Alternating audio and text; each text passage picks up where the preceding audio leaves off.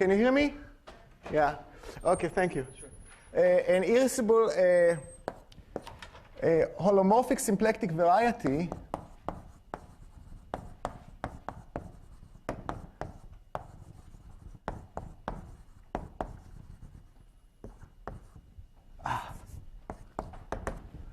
manifold, in fact, I'll use. And for short, what is it? It's just, if you take the definition of a K3 surface and translate it to higher dimension, you will get that it is a simply connected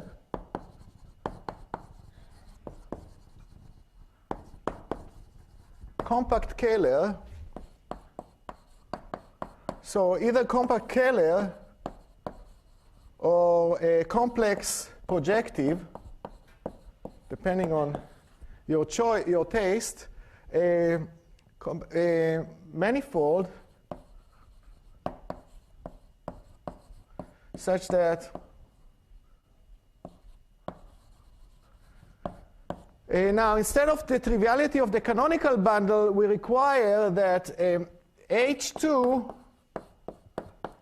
there is a global holomorphic 2 form, is one-dimensional, and it's spanned by an everywhere non-degenerate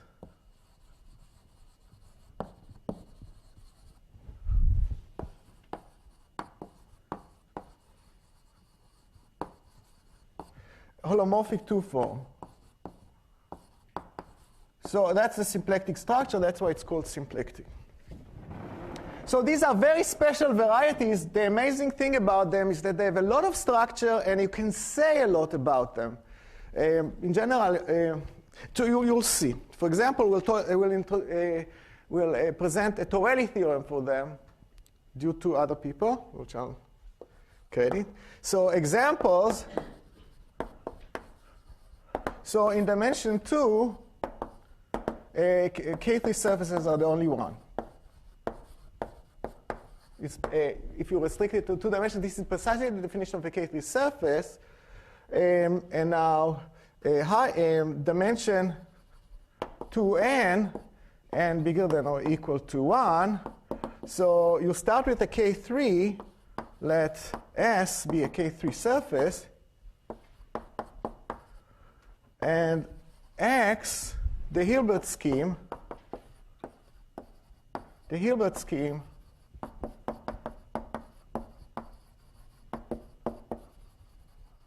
of endpoints, lengthened subschemes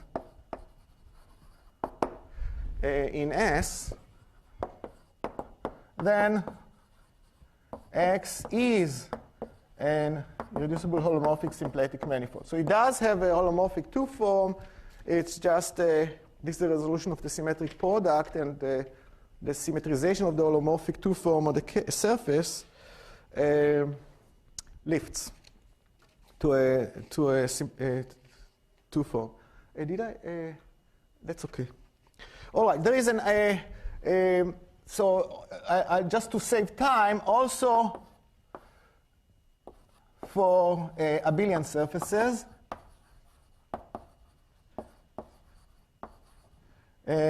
Get a sequence. Let me skip the actual construction. But there is a similar construction. If you take the Hilbert scheme of endpoints on an abelian surface, it's not simply connected, but it maps to the abelian surface, and you take a fiber, and this will be. So it's a, OK, so. And then there are two examples in dimension 6 and 10 due to O'Grady, and the classification is not known. So it's not known if there are infinitely many families of such, or if there are two sequences and 2 isolated examples. Nevertheless, they are very interesting. So a finiteness result.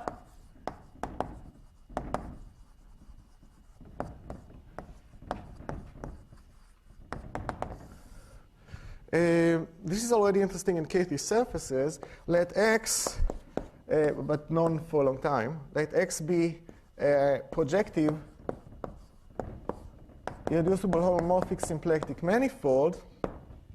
So set NS to be, this is the Picard, so this is H11 XZ, so intersection of H2 XZ with H11.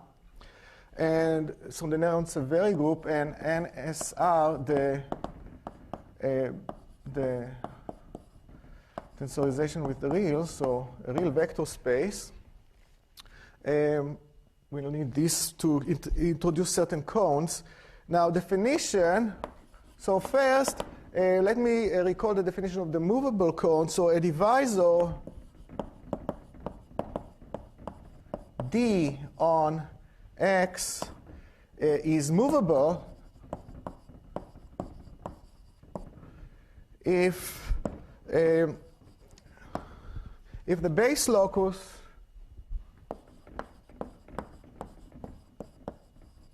of the linear system of D has codimension bigger than or equal to 2 in X. This is not minus 2, in X. So notice that for surfaces, this just means that a D is Neff. And the Neff divisors are related to ample divisors, so that's why in the pre-talk I described the ample cone of a K3 surface. It's on the boundary, so a movable cone on a K3 surface will be a divisor which is either ample or on the boundary of the ample cone. Let MVX inside this vector space be the cone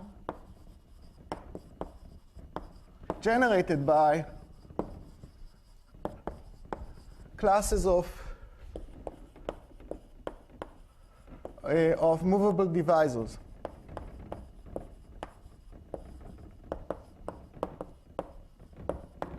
And so this is another, and finally let MV plus X, let this be the intersection of the closure of the movable cone. The movable cone is neither open nor closed. Actually, it's not the intersection, sorry. I need some words here, and an eraser. It's the convex hull of the intersection.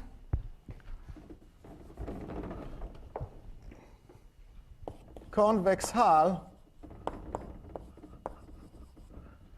of the intersection of the closure of the movable cone with the rational points in the Néron-Severi in this vector space. So note that, so what this does, it picks some boundary points. So note that the interior of the movable cone is contained in this. It sits between the interior and the closure. In general, it's hard to say when is a divisor movable. Okay, so we already said. Sorry? It picks some rational points, not all. We don't know that they are all movable. We don't know which one in general. No, in plus. Yes, some, not all, on the boundary. Not all the rational points, some rational points. We don't know exactly which one. For K3 surfaces, we'll pick all. But in higher dimension, we don't know. So it's related to a remark related to what you said. So note, in the K3 case,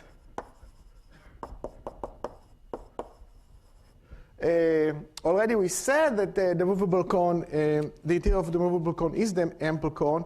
And also we have that this weird creature is just the closure of the movable cone, so which is the Neff cone,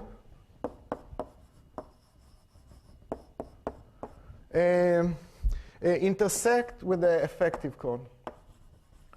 So, and that's there is a cone conjecture that I'll talk about of Morrison, which is stated in this language, but it's related to the abundance conjecture. We want to kind of separate it from the two conjectures. So for that we need this technical definition of MV+. Let Bx be the group of birational self-maps of X, then this group acts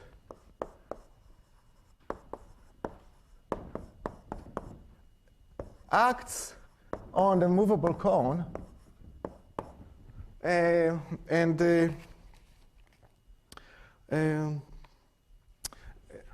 so it acts on the Nernst-Severi lattice, and the movable cone is invariant.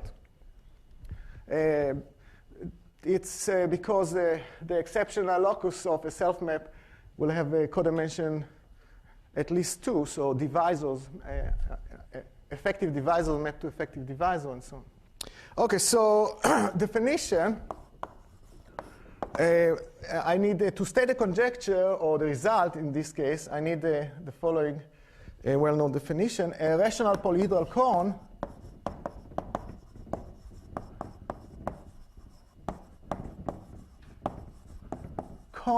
in our vector space is a closed convex cone generated by finitely many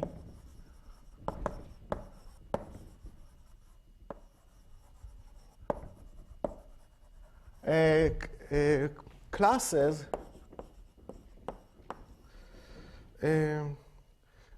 divisor classes. So the point is that if it's a rational, you can multiply it by an integer, and an integer point correspond to divisor, not necessarily effective. So and so then we have the following result. So this is a finiteness theorem 1. Maybe I should.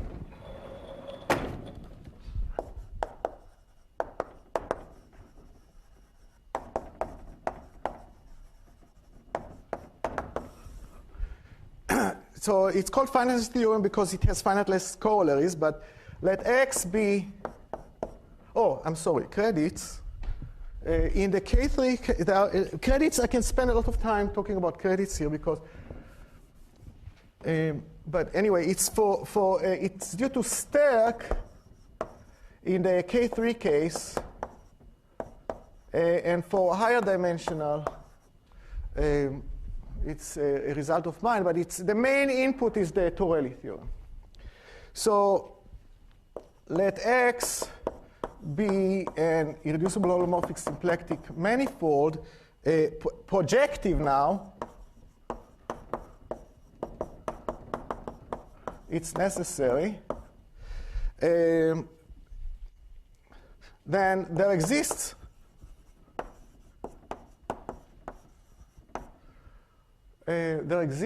a rational polyhedral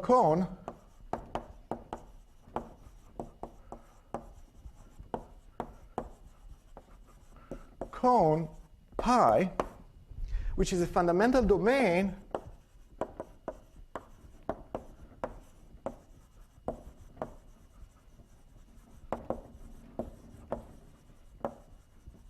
for the action in MV plus, which is a fundamental domain for the action by the group of birational self-maps. And so in third case, of course, this will be stated in terms of the ample cone and the automorphisms of X. So the main ingredient, of course, is the Torelli theorem, because you need to generate such a nice, you'll see an example soon, but this cone MV plus, it's really complicated. And it can have circular edges and infinitely many edge boundary components. And on the other hand, what this says is that modulo the action of the birational self-maps, it becomes rather simple. It's just a rational polyhedral cone. To simplify it so drastically, you need a really large group of birational automorphisms. How do you prove that they exist? The Torelli theorem does that for you. So that's the main ingredients. You need to prove that there are many birational automorphisms.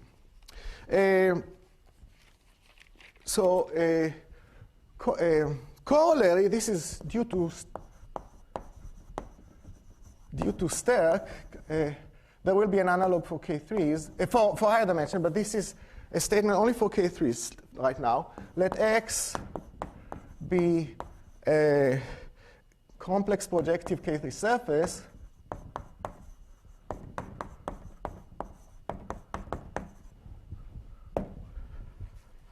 is then for every integer d,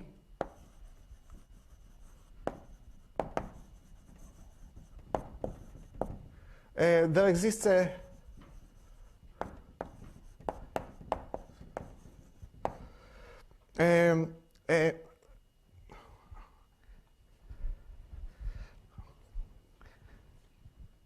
I will say it, sorry, it's a convoluted statement, so let me say it right.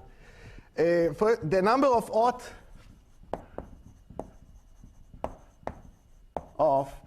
instead of birational automorphism, odd x orbits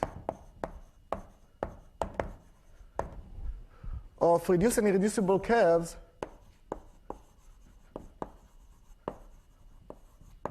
are like divisors in X is finite. Oh, say, reduce. Sorry. Of effective divisor classes represented by. Okay. So I don't. So a divisor class will be defined right now to be reduced and irreducible if it's represented by at least one divisor, which is reduced and irreducible. I meant to say it differently. Don't want to write again. Of self-intersection D,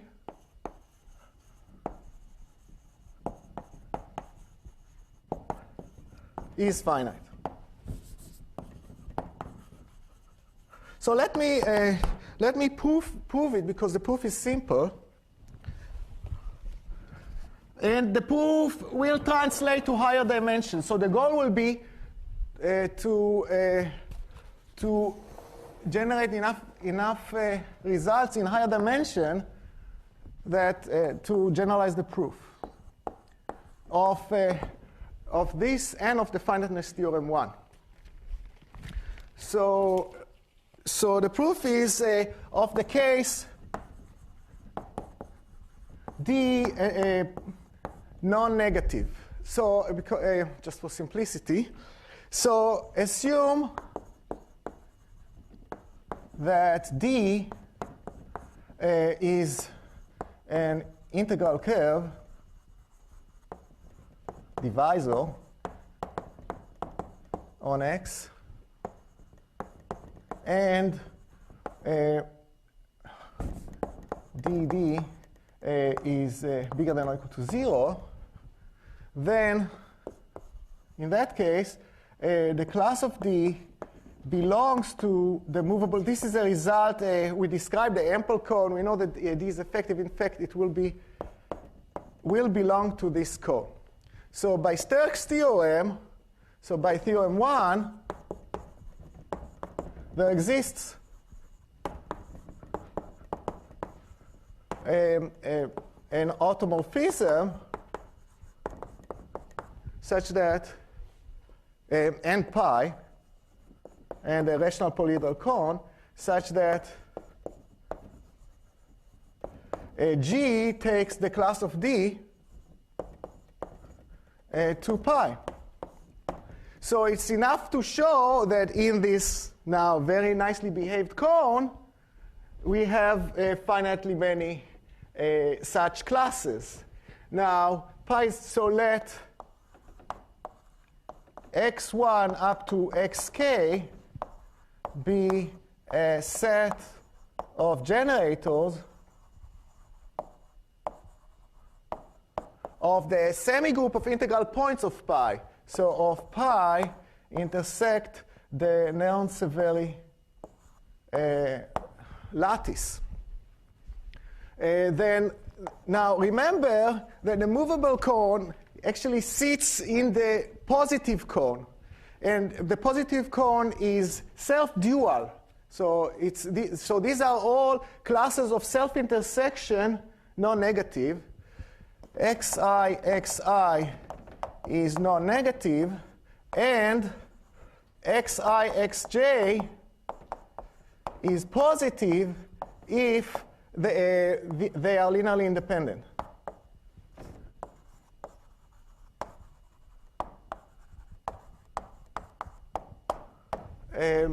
So for immediately we see, let me not write now, let me say it. So we immediately see that any isotropic class in this intersection, which is primitive, must be among one of the generators, because it's going to be a linear combination of these with non-negative coefficients, and if it's supported, if the coefficients are supported by more than one of these classes, then it will have positive self-intersection.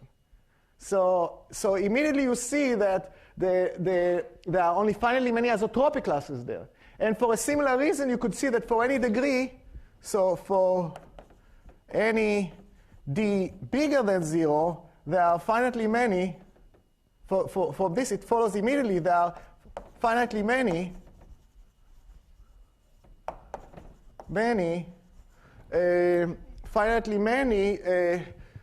classes in here with self-intersection with.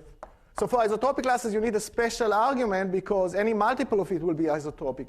But if the self-intersection is positive, the multiple of it will have higher self-intersection, and it's for fixing D. There are finitely many classes in here with self-intersection D.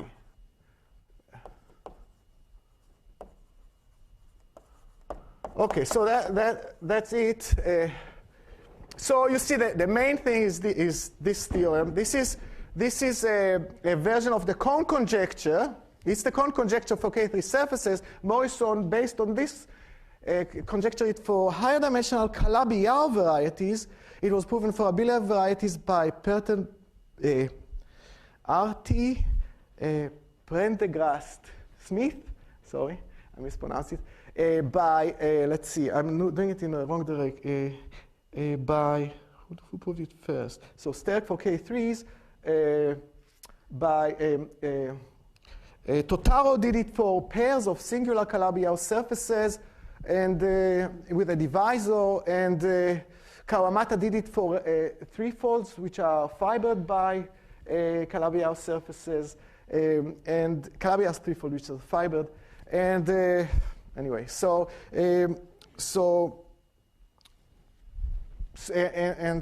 it's true for higher dimensional irreducible holomorphic symplectic manifold as well. Okay, that's it. Where am I? Okay, so this is the main example. Maybe I'll go and have it here. Good, the color chalk is here also. So this example, actually, if you understand this example, you understand what to do in general. This is really, I think it's very nice. I stole it from Totaro, one of Totaro's papers.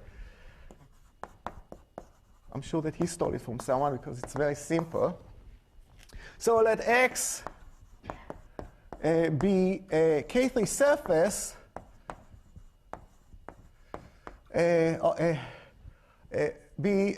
with a Néron-Severi lattice and an intersection pairing. Well, anyway, isomorphic to Z3. And actually, let me describe it. So X is going to be an elliptic fibration over P1, let's call it pi, with two disjoint sections. So this I'll call the fiber class F, and this is E1. Maybe I'll call it E0 and E1. It will declare this to be the zero section. So you have a group scheme structure on the smooth points of this K3 surface. This is X.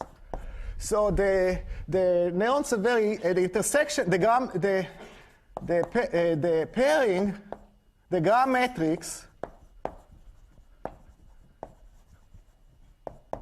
in the basis is, I'll write the basis above. So we have F, E1, E2, F, E1, E2. And the intersection matrix F is 0, -2, -2. These are rational curves. And FE1 is 1, FE2 is 1, 1, 1. And these are disjoint sections. And so it has signature 1, -2. And so now let's consider the positive cone. So this is in NSR. So what is it? I should define it. So this is I already described it. So this is the class as alpha, such that alpha is positive, but also this is plus. This stands for the connected component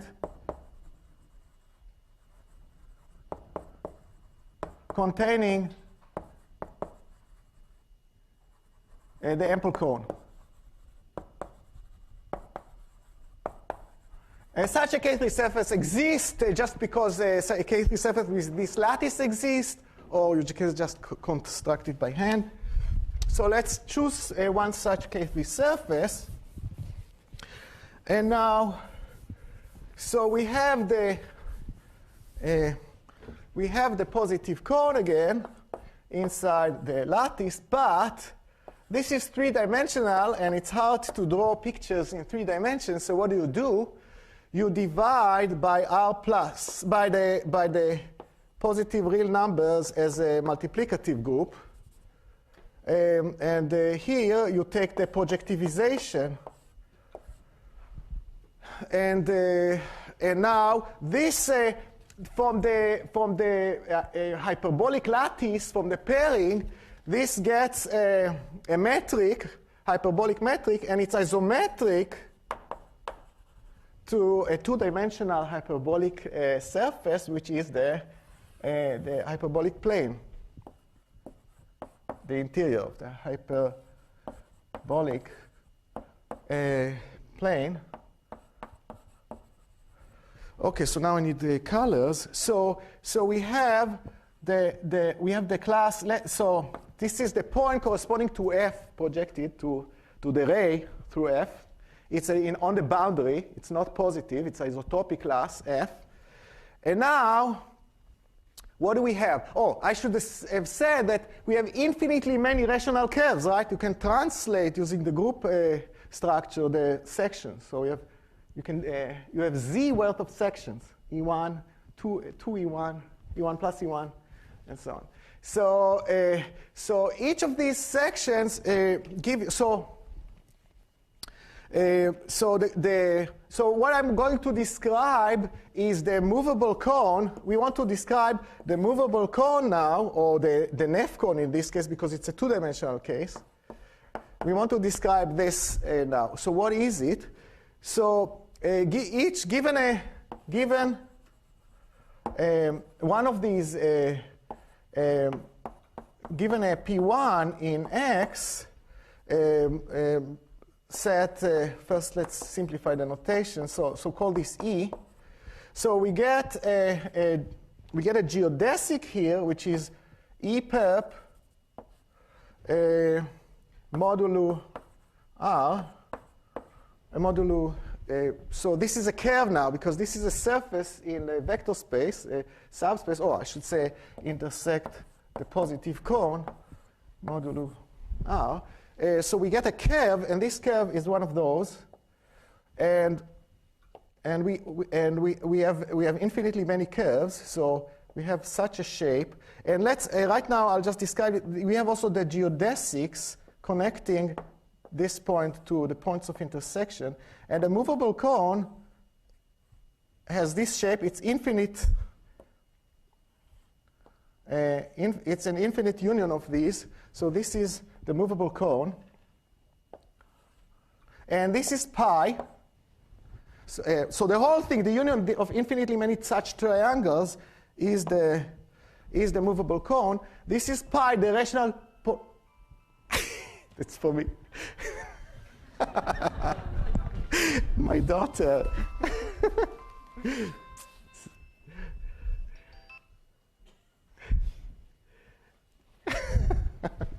Okay, so where was I? So we know we have a picture of this. We have a picture of the rational polyhedral cone inside. And now, what does and I described, maybe I described these, right? So these, maybe I should say this, color-coded, this correspond to these boundary components. These are all this is how the boundary components of the movable cone look like. This should be, the people that were in the pre-talk should recall that for elliptic curves, for K3 surfaces, the boundary component of the ample cone were described using, the ample cone was cut by walls corresponding to rational curves inside, so that's related. Now, what do the automorphism group of translation by the section does? We have a Z worth of automorphism. We have also the inversion, so Z, semi-direct product of Z with Z2. But anyway, we have the translation translate these fundamental. So aught X is isomorphic to the semi-direct product of Z and Z2. This is 2. And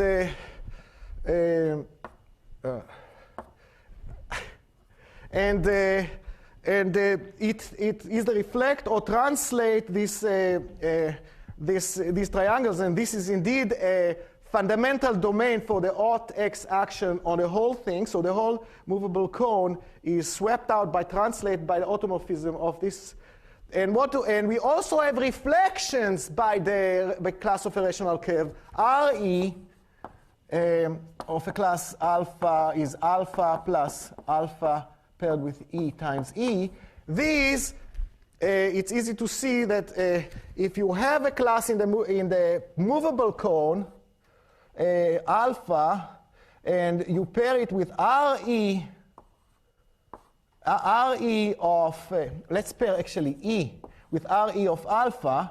If alpha is in the movable cone, this then alpha paired E is non-negative, but this is an isometry of order 2, this is the same as Re of E with alpha, but this is minus E. So you see that Re, the reflection, moved the movable cone outside, and in fact, the whole positive cone is swept out by translate of the movable cone by reflections by this rational curve inside.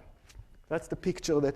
So you see from this, it should be clear that there is a semi-direct product of the automorphism group of X, and this is the group of reflections, group generated by these reflections, and this acts on the whole positive cone, and this rational with fundamental domain, which is the pi, this rational polyhedral cone. And this is okay. So this is in effect equal to the isometry group of H2XZ, preserving the Hodge structure, this is what it is, and a certain sign. So, okay, let's continue. So I spent too much time on this example, but it is important, so it's worthwhile. How much time do I have?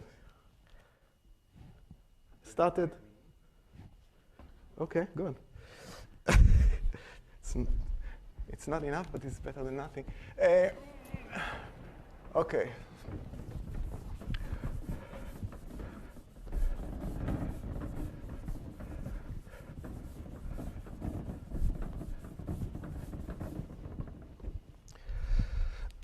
Okay, so we had, let's go back to the corollary, this finiteness corollary. This tells us that, for example, if you have an elliptic K3 surface, it can have up to the action of the automorphism group, there are finitely many elliptic fibrations, for example. That's one of the consequences of this finiteness theorem. And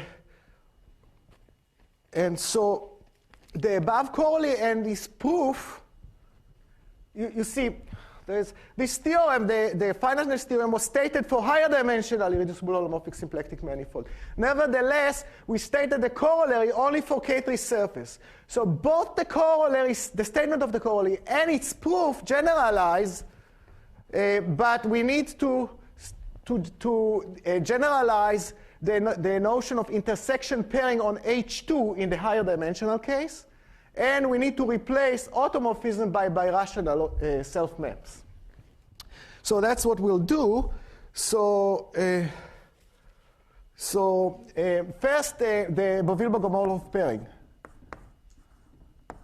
Fujiki pairing on H2 for an irreducible holomorphic symplectic manifold. So let X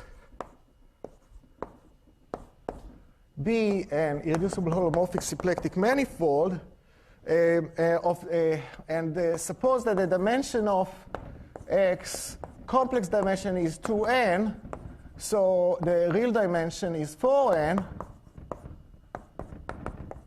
We need to keep this in mind because we consider now the polynomial map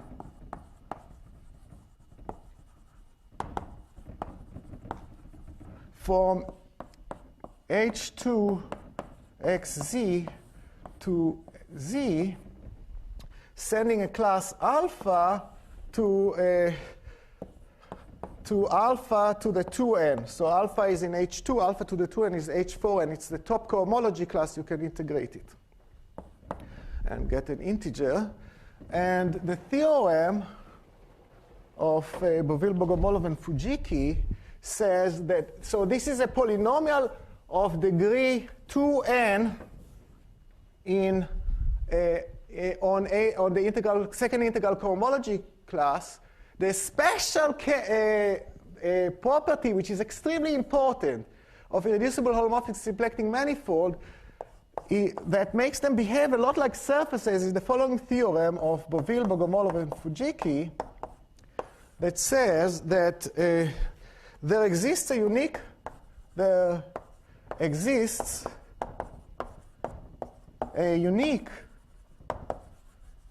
pairing, so although it's not the middle cohomology, pairing on H2XZ, which is with the properties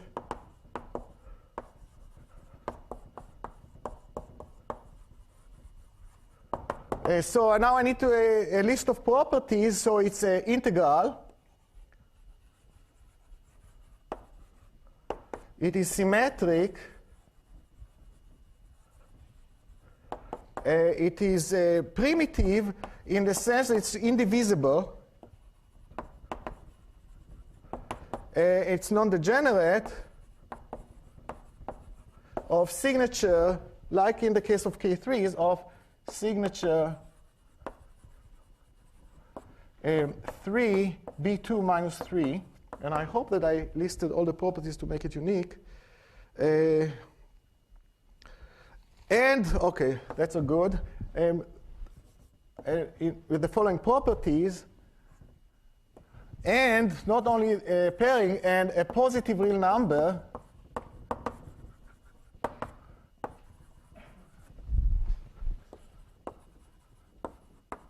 lambda, such that this pairing is an nth root. Maybe I'll write it here. Well, no, that's OK. Such that the polynomial is the nth power of this pairing times the constant lambda. Thank you. OK, so this this is a topological invariant because it's an nth root of the nth self-intersection. So it's a monodromy invariant when we talk about monodromy, hopefully soon. And so we have one ingredient to try to even state the corollary, and maybe I should make it concrete. So example. So let X be the Hilbert scheme of n points on a K3. Then what is then Sn? Let's describe H2 first. Sn maps to the Hilbert scheme, so H2 of let's call this pi to the symmetric product of the surface. So H2 of Sn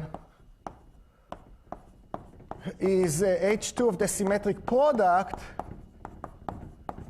direct sum one class which is delta, and this is half the class of the big diagonal, the exceptional divisor of this resolution. And now the H2 of the symmetric product, it's the symmetric product of H2 of the Cartesian, symmetrization of H2 of the Cartesian product, so it's just H2 of S, if you check. And the statement is that with respect to the Beauville-Bogomolov pairing, this is an orthogonal decomposition, orthogonal. So I'm describing the Beauville-Bogomolov pairing by saying that this is orthogonal, and I need to describe what it is on each samad. And it restricts to this samad is the intersection pairing of S. And so I need to tell you what delta is, and delta with itself is 2 minus 2m. So this makes it, I hope, in one example concrete. This is the Beauville-Bogomolov pairing for Hilbert scheme of K3 surfaces. And so the Torelli theorem now. So we said that in order to, we need to generate a lot of birational self-maps from some numerical data about lattices and so on. So what you need is this Torelli theorem.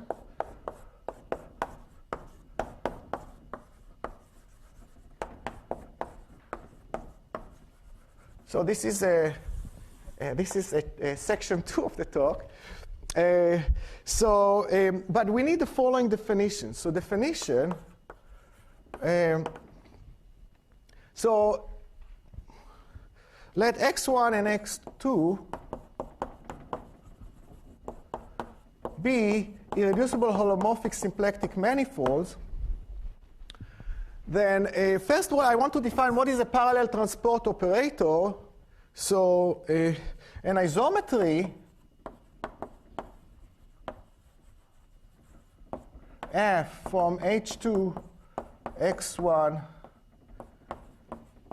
to H2 with respect to, so isometry with respect to the Beauville-Bogomolov pairings is said to be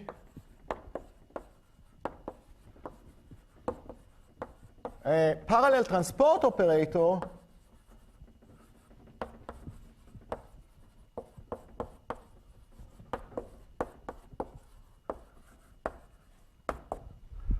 if there exists. Now, instead of writing a lot of words, I'll draw a picture. So here's what we need to exist. So we need a base P and a family of irreducible holomorphic symplectic manifolds. We need 2 points B1. The base. Let's let the base be. Let it have some space, and points B1 and B2. And such that the fiber over B1 is X1, and the fiber over B2 is X2. And we need also a path, gamma, in B2 continuous, of course, such that, so this is pi, it's smooth, proper, and fibers are Kähler. Smooth proper fibers are Kähler. It will imply that they are actually reducible holomorphic symplectic manifolds. You can throw it in as a condition, such that parallel transport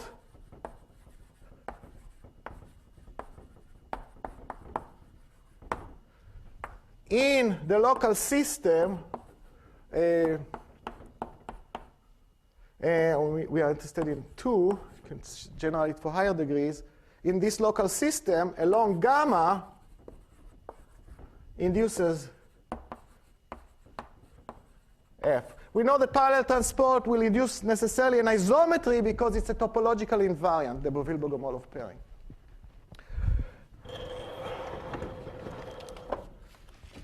And so a little bit of notation needed for the statement of the Torelli theorem.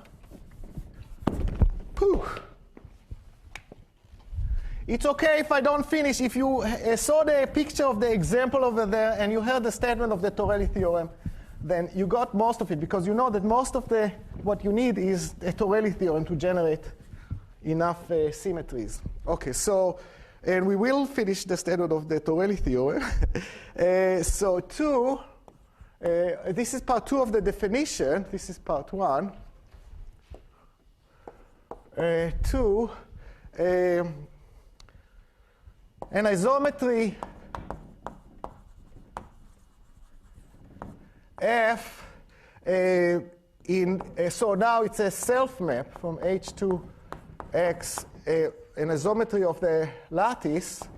So X1 and X2 are equal now. Is a monodromy operator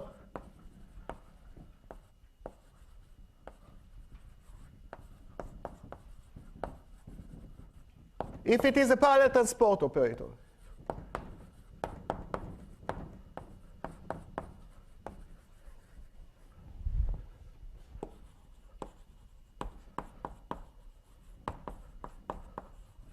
So the parallel transport for a groupoid, the monodromy, is a group, and we'll denote it by mon2 of X, the monodromy group.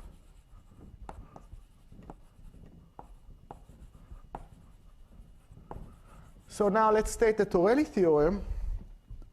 Oh, maybe example. So the question is, what is this monodromy group when X is a K3? Then the monodromy group, this is a Bosea, due to him. The monodromy group of X is all the sign-preserving isometry groups. And it's famous that this group comes up to the statement of the Torelli theorem. So in higher dimension, you need to replace sign-preserving by parallel transport operators. And then you get this beautiful Torelli theorem due to Huybrechts and Verbitsky. They state Verbitsky is the person who proved the last part, and this is my interpretation heavily in introducing the language of monodromy operators. So this is the Torelli theorem.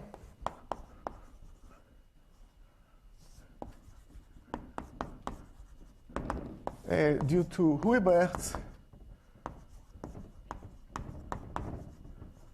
and Verbitsky.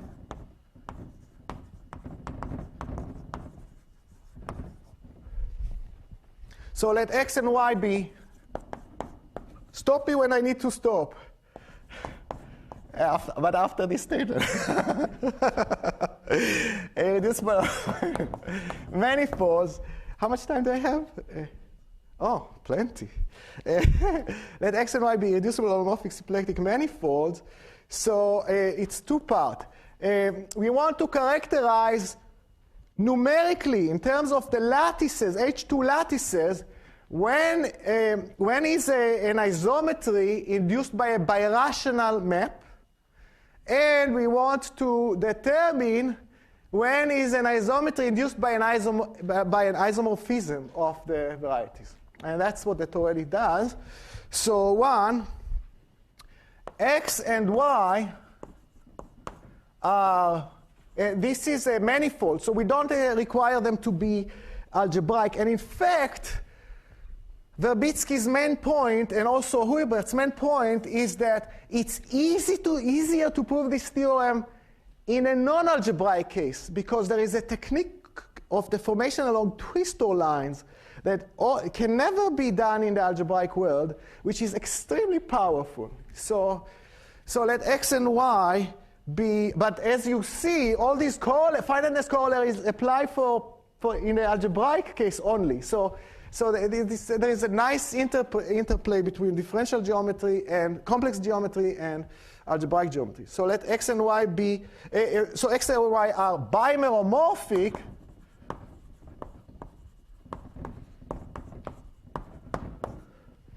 if and only if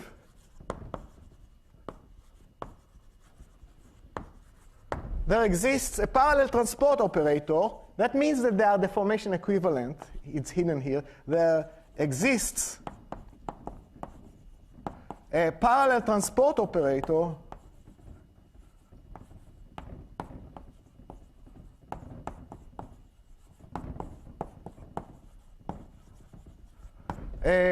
f from H2xz to H2yz.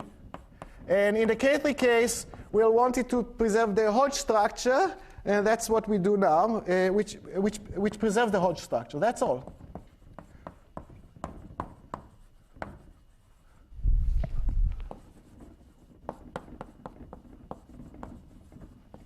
This is a very strong statement. I hope that you believe me. And this is what enables you to generate bimeromorphic self-maps. And two, let f be as above. So it is a parallel transport operator which preserves the Hodge structure. There exists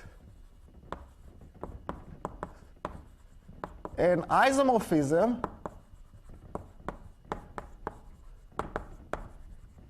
f tilde from x to y inducing such that the push forward is f induces this isometry if and only if f maps. So now we are back to the isometry f. The parallel transport operator maps a Kähler class, some Kähler class of x to a Kähler class of y. That's all. This is I hope that you are amazed how powerful this is. These are extremely complicated, higher dimensional symplectic manifolds. Some of them are Hilbert scheme, but they deform to things that are not Hilbert scheme of any K3 surface. Nevertheless, we have this amazing statement about, how did I get here from the Torelli theorem? What's going on? Oh, that was the beginning of the section. It's not a theorem. Okay. So open questions. So to use it, you need to know two things, at least. You need to know when is an isometry a parallel transport operator. Then you'll know when is it induced by a bimorphomic map. And you need to know you need to know the ample cone or the Keller cone to know when is it coming from an isomorphism. So for the characterization of monodromy operator for the K3n type, so if X is the formation equivalent to the Hilbert scheme of n points of S a K3, then we have the following theorem about, so it's, there is a complete characterization of when is an isometry a parallel transport operator. I'll say it for the monodromy group because it's easier to state. So theorem, so I'll say, since we are talking about monodromy, we forget the whole structure, I might as well talk about the Hilbert scheme itself. So let X be the Hilbert scheme.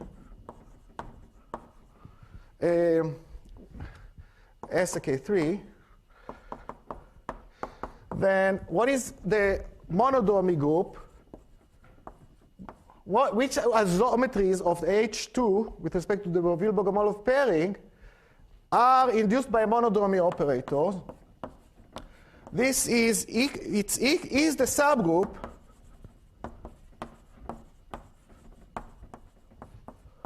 of the sign isometry group of H2.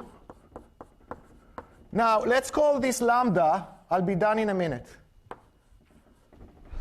Which acts by plus or minus 1 by plus or minus the identity on the, so you have a pairing here. And if any isometry acts also on the dual lattice, and the dual lattice, this is not unimodular. The dual lattice contains this lattice by sending a class to pairing with the class, the linear functional. And this is actually, in our case, this is isomorphic to, it's a finite cyclic group, z to the 2n minus 2z. And this has many involutions in general, but if it acts by plus or minus 1, then it is a monodromy operator. And to show you that this, what's the difference between the sign isometry group and the monodromy group, let me just say what's the index. So the index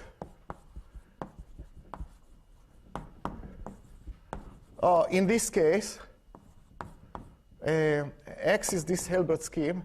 In the signed isometry group is equal to 2 to the Euler number of n minus 1 minus 1, where rho of n minus 1, let's call it rho, is the number of primes in the prime factorization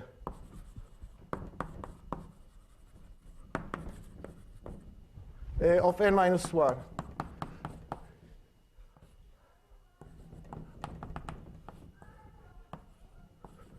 So if x is S7, for example, then the rho of 7 minus 1 is 2 because 6 is 2 times 3. So you have 2 to the 1, so the index here is 2. So not every sign isometry group is a monodromy operator. That leads to a failure of the standard Hodge theoretic Torelli theorem, but it does hold if you impose that the isometries. Yeah, and I'm done. Thank you very much. And I don't. We will have questions, but some people might want to leave. Oh, sure. Did I go over time? Sorry? Did I go over time? Okay, let's see some questions. So. No question. Okay, so what is compared with what is known about K3? So what is left in terms of knowledge? Ample cone. Yeah, the ample cone. So, Could you please repeat the question? oh, yes, sure. The question is, what is known about the ample cone in the higher dimension? So in the case of, so very little, it's a very hard question. By the way, on page 6, I finished page 6 out of 10, and in the rest I was supposed to describe the movable cone, which is this is known completely. And so the movable cone, so you can understand, the statement about birational isomorphism is very well understood. But that's why the statement, the conjecture of Morrison, the cone conjecture, is proved only for the movable cone, not for the ample cone. It is known for a Hilbert scheme of 2 points and their deformations by work of Hassett and Chinkel. They didn't post the last preprint that proved. They have a sequence of 3 papers dealing with this case. And they have a conjecture also for the Hilbert scheme of n points for all n, but they found a counterexample. So there is not even a conjecture. Let's thank the speaker again.